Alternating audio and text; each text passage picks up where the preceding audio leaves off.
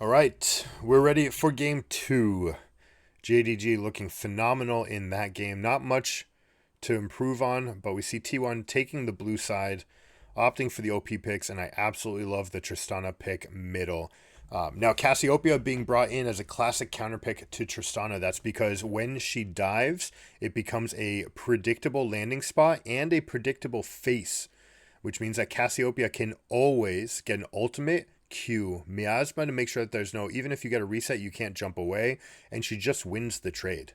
All right, one of the few champions in the game that can just go toe to toe with Tristana. So look for Tristana at early levels to go and push using the E, and then get over to side lanes. You've got wonderful gank setup from Ornn, from Maokai, and from Rakan.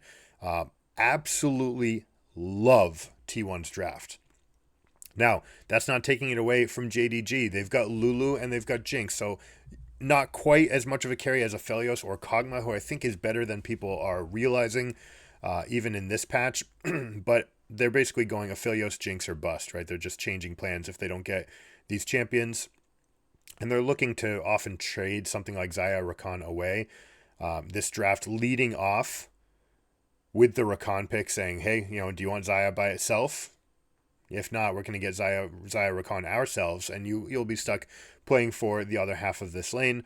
And T1 able to take the very strongest lane for themselves. Now, a page out of T1's book here. We've got the Sion picked as red team, which if you've watched other series in this tournament, you know what the plan is. The plan is to help your jungler get 3 camps to get level 3 while bot lane is stacking because enemy jungler is not nearby. Oh no, Faker, colossal misplay here. But we have a miss. Okay. Knight actually appearing human for a moment, missing 1 click, and it's enough for that to be a trade kill. But that's what I was talking about, the damage between Tristana and Cass. Cass just sneaky and going to win those trades. Even during the E duration, the Tristana can't match it. You can't. You're reliant on getting a chunk plus another chunk. Cass just takes it to you all in the moment you step in for that fight. But the play we were describing, Sion goes in, you power level the jungler. You want the jungler to be tanking with CC, something like Gragas or Sejuani as it is. Then you go into bot wave. Bot wave, you have a numbers advantage, so they've been stacking a wave. Enemy team can't fight for the wave because they know you've got 4 people in the vicinity. They give you the slow push. And when you get the slow push, you stack 3 waves. You push them in, crash them in. Sion takes turret aggro. Sion dies. And with his death, goes up and cleans the other 2. Sometimes you get first blood, sometimes you don't. Either way, you get 2 full kills and you get an emptied clip of minions under the turret. It is definitely a net positive play. Sion then teleports up to top wave to catch everything. That's the entire gist, right? It's doable on other champions in other lanes, but we've seen Sion do it bot multiple times this tournament. T1 had a plan, right? And of course, they're the first ones that brought that play into the tournament and saying, "Hey, we've got an answer for it. We know what's best. We're actually going to fight you for that position. Bring all the resources coming on out and taking it to them. Oh, beautiful double knock up here from Ornn. Means that we're going to win this trade as well. Now, Tristana's going to take this. Press your toggle champions only button before going in here, and that will be lethal. Actually, pretty well played by 369. Ooh, I hate this. I absolutely hate this. Zeus opting not for an eviscerated wave. Sion's teleport is down. That was a colossal mistake. That is a cannon wave you could have recalled right there. Your entire wave would be dead and your next one would be coming. Yes, this way it is still a slow push, but look at the difference in the minions that die.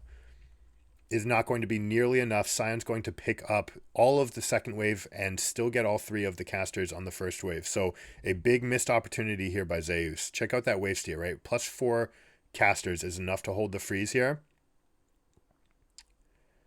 So as you take this fight, look what happens when you finish, right? Good job by Sion here. There's no more spells for them to offer.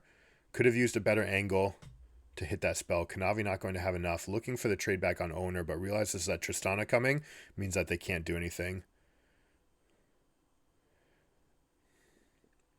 So check out this play, right? You still have plus 4 minions after tanking here. Perhaps thinking that the play with Faker would be that we could push this wave in and just kill the wave. All right, they didn't show it. Another option would have been Faker is there on Tristana, the best pushing level 2 character in the game, right? So you can actually push that wave in. Maybe they were thinking, let's push this in and recall. Faker saying, no, you can get more from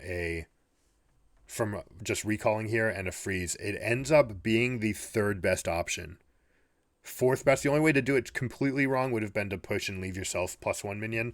They gave themselves an okay option, but pushing would have been better and full freeze would have been better. The entire other wave would have been killed.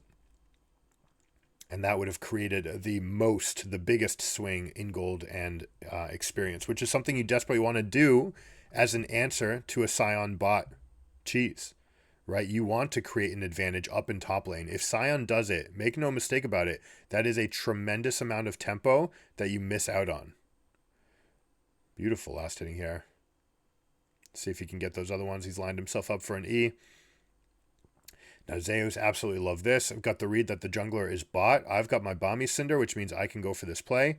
Also, with Maokai here, I can actually take this trade against Knight. But you see, even when it's good and with the backup of Owner, it's not good enough to completely stop Knight from getting this damage in. Now, let's see if they go for a continued play. I actually love this sequence and something that we don't see nearly enough, and I'd like to see Rakan get involved in it as well. Anytime that you plan to proxy top, it should be a team-wide decision. It should be paired by jungler going mid, because that will unleash you in mid lane and allow you to make plays in the enemy quadrant. And Rakan should be there to make sure that you have the numbers advantage. You should just at least jump into darkness for a bit, because the potentials of this play are to be able to either dive top, dive mid, take control of entire enemy quadrant, or they just give you the things for free because they know that they're at a numbers disadvantage. The only place that they can eke any amount of strength out would be in bot wave, but because you have the read that enemy jungler made it from bot to top, it should be free for Xayah to just soak or even rotate over, hold a mid wave for a moment while the mid laner goes and makes the plays. By staying bot after using all of those resources, you make yourself susceptible to the counterplay, which is exactly what happened. JDG comes in 4v2, showing how much they can dominate with these dives and how well they execute. You see immaculate juggling.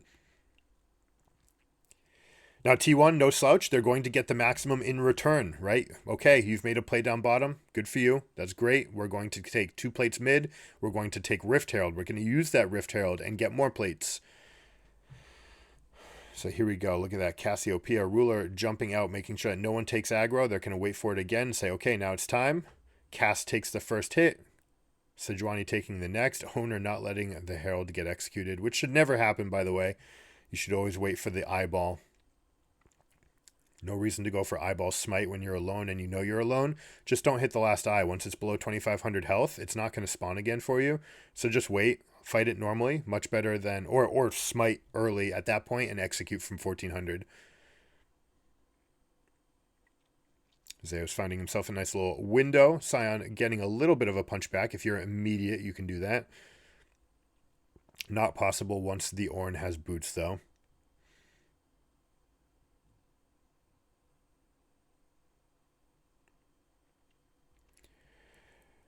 Now, the gold is in the right place for this game, right? As far as T1's strategy is concerned, you want Tristana to be absolutely huge, right? Xayah is a disengaged carry. Yes, she can hyper carry. She's not quite on the level of Jinx, although I dare say to lead off a fight, she is.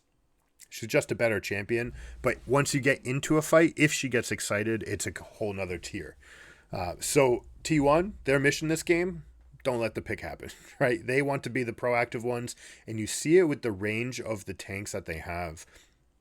Ornn and Maokai, the 2 longest range engages in the entire game, will be paired up with Rakan. So what you can do, you can use Maokai's ultimate to get them to line up, right? Everyone's movement becomes rather predictable. Most commonly, people will stack up like this, right? So 5 vines would come hit you. They would root everybody. What they'll do is they'll line up like this, let the tank tank the first one, everybody else is safe behind. Well, what does that make you susceptible to? Yone ultimate, Rakan ultimate. Any kind of group up play becomes much stronger because now everyone's in a line. Rakan can just dash right through that line and pick everybody up, charm them into a potential 5-man knockup. So that's what we're looking for. That's what T1 wants to try to have happen. They need to be proactive to go for these plays. Last game it was Knight always finding the angle. This game it's going to be a little bit different because on Cassiopeia you're not really hunting for those angles. You're looking for Tristana to overstep. In the case of that engage that we just spoke about, yes, enemy team is going to be facing you and running at you. Seems like Cassiopeia's favorite time, right? And Sion more than happy to eat a Maokai root. He can also just hold up the slam while he charges up the shield. So they have tools available to them to stop that engage. If T1 can find the angle though, depending where you are, where's Maokai ulting from, who's running at you straight on, and who's at the angle, that's going to be the rub on the fight. If you want to go a step further, how can T1 react, go in and engage without presenting a target to Sejuani Cassiopeia, right? So straight on, out of the question, because we're going to get the counterattack from them. But can you find an angle? Can you step forward, bait those abilities, step out, do that once and say, hey, we've got all your ultimates, right? Cassiopeia, Sejuani ultimates are down. Maybe even Sion can use his ultimate to stop Maokai, right? Maybe you take something like that and say, all right, that's our win. Maybe Sion will overstep or everyone will hide behind Sion and we'll just take out the Sion. We won't even present a target to Cassiopeia. A lot of permutations to how this fight could play out. Absolutely love thinking about that. If you have predictions, I want to see what you know. Why? Who's going to win and why?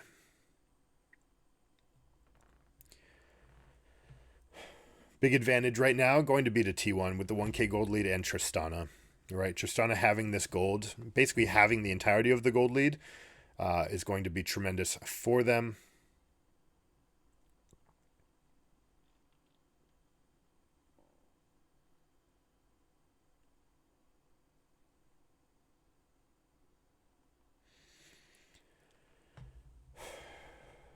But what else? What else does JDG have going for them? I mean, I love their team. Their team's great. It's so hard to get a kill onto anybody here, and you've got Lulu that's like a second life. Not quite Zillion levels, obviously. But Lulu with giant growth going to be able to keep people alive. But is it enough in the face of Tristana Xayah damage? Not to mention that, but Maokai uniquely positioned against this beefy team, right? We can expect Rod of Ages and double tank itemization. Maokai is going to become exceptionally strong with his max health burn. Now, something that we haven't seen is Leandri's first, and I do believe that ever since the change to Demonic Embrace, Leandri's is the higher tempo item, right? It does more for you for sure. The problem being, it does make you potentially susceptible to some counterplay, right? If you're very squishy that early in the game for that long. So a lot of these champions, a lot of these players opting to go with Demonic Embrace still. But I think that it is inaccuracy. Maokai was the talk of the town to start the season. So you have a lot of people, you talk to your analyst, you figure out what the build is, and it's like, oh, okay, we're going to go Demonic Embrace. Then it falls out of meta, and you stop thinking so much about what would you do if you still picked it while it's nerfed, right? And in this case, I think Leandri's Anguish 100% should have been the play, as it gives you better clear time, it lets you go through the jungle faster, and most importantly, it lets you litter the ground with your saplings, which is the advantage that we have in this fight. We talked about how this fight could go where JDG, if they get a counterattack to an imperfect engage, they could be in wonderful position. But if some of them have been chunked, or even if you allow the team fight to start with a bunch of saplings already being around, then you might be able to get something for yourself. Now here we go. Maokai ultimate being traded for Cassiopeia, that we've seen before. Knight having to move back to his team would have won that trade, make no mistake about it, but enemy team is collapsing, opting not to go for the 1v1, saying I'm more important than your Tristana as far as scaling is concerned. So I'm going to step back, make sure I survive, consolidate with my team. And it kind of shows the mentality, right? Where are the clicks? Are they clicking forward? Are they clicking backwards? Knight clearly going backwards. They're saying these fights we will win as long as we don't overcommit. Let them come into us. Let them come straight into us. Now, another iteration we didn't talk about. We talked a lot about Maokai, but the specific synergy, we talked about overlapping ultimates. Maokai gets them to line up. Ornn gets to bowl them down from the back into the front. So if they can time that play well, look for Ornn to position himself behind Maokai slightly so that he gets max length on his ultimate. He wants it basically to be running through them as they pile up. As the Maokai ultimate connects with them, he wants the ram to be coming through, and then he might even flash R2 to get it to connect with them sooner as a follow-up. That would give Maokai the tools to step into the fight. And if you can do that and get onto someone like Cassiopeia, for example, and get her dead before she's able to lay down Miasma or the ultimate, then you will have a steamroll of a fight. Wonderful combination. Absolutely love it. It's a page out of C9's book. Although C9, I believe, played Yone with it. Yeah, it was definitely Yone. The idea, right? Same thing with Maokai. They overlap to try to dodge the root. And you say, okay, you're all overlapped. That is a beautiful time to be a Yone. I will collect my 5-man knock-up into max AoE damage. But those are all the hypotheticals, right? This is what they're trying to create. We've seen that it's actually Kanavi who has been able to pull more triggers this game. Perhaps saying that we can't withstand the amount of poke that's going to come out from Maokai, or if we stay into these positions for too long. So pulling the trigger as he sees them. But we've seen T1 weather the storm just fine. It is an even game again, so JDG has been clawing their way back. Now right there would have been a good chance to go completely forward. But again, you see what the narrative for the team is. The instinct is to click back. Let them to come to us. That was actually a missed opportunity for JDG right there to wedge in between the fight. Sion could have ulted right into the middle. And they would have been okay. So here we go. First major Maokai ultimate. It looks like they're using it as sort of a bait. Yeah, check out T1. You see this as well. Still 3 men getting stunned up by Cassiopeia. Rakan goes in, doesn't commit, steps back, which means that Guma is going to get isolated and 2-0 on the pick.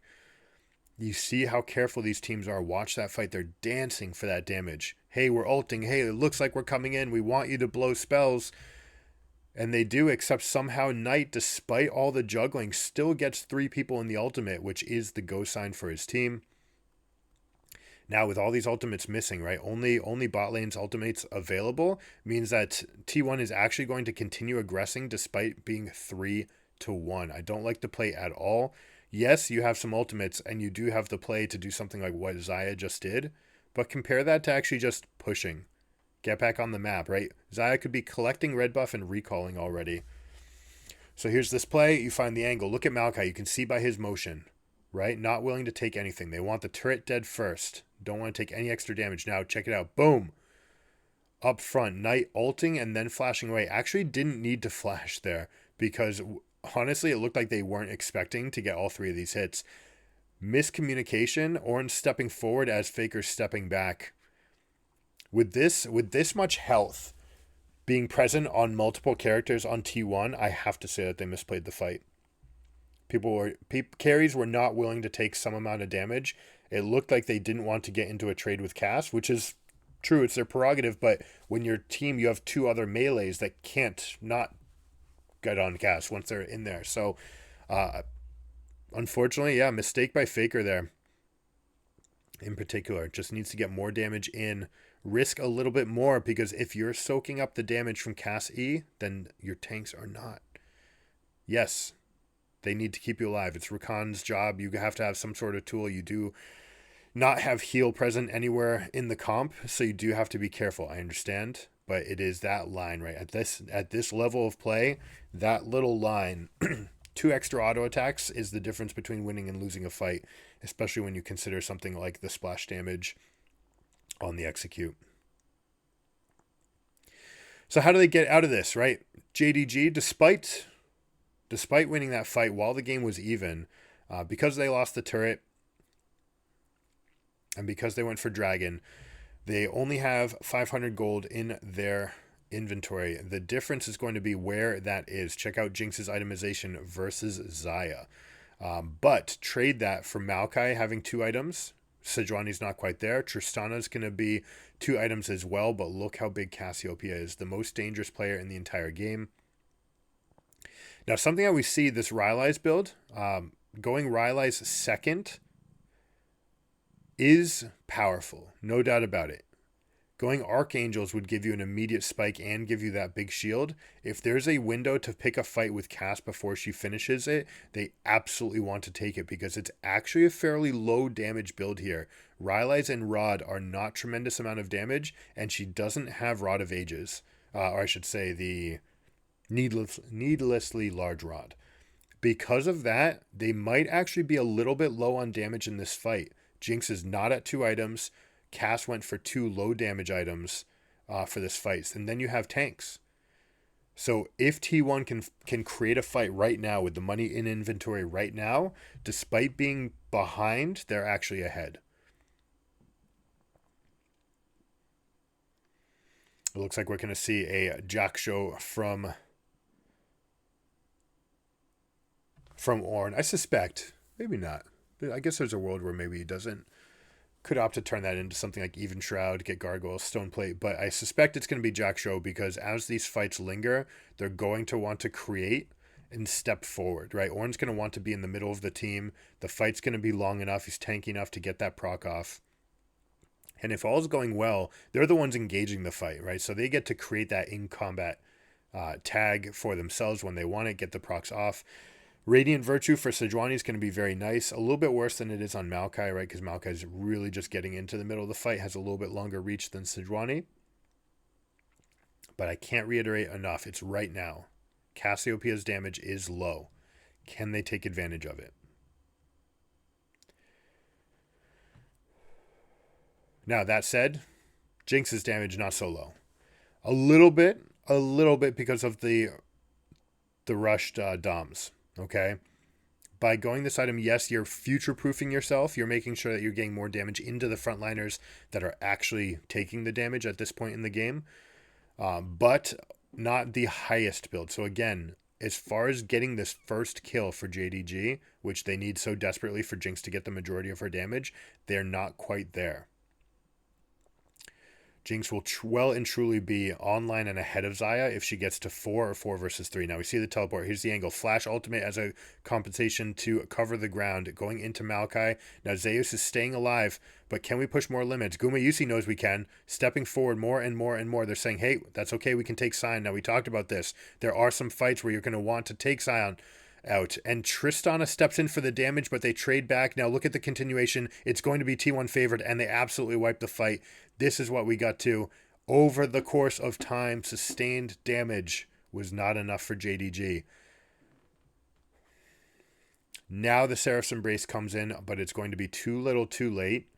T1 has a tremendous advantage for themselves. They're probably just going to end here. With a wave in 19 seconds, they're more than capable of ending. Expect one of the tanks to come draw aggro right now. Zeus will do it. No, they're going to let Owner do it, of course. Because Owner can actually disjoint once the wave comes in. He'll be able to cast his W. Now, he's stepping out of range. The minion wave, they slightly miscalculate how much damage he was going to take. The reason you wanted Maokai taking that is because he'd be the one that could actually step aside. Now, he does die, makes for an exhilarating finish because Jinx is going to be going crazy, but they have the fight on the other side and they get the juggle just enough, showing that they are not going to let a single moment get by. What a series we have on our hands, 1-1.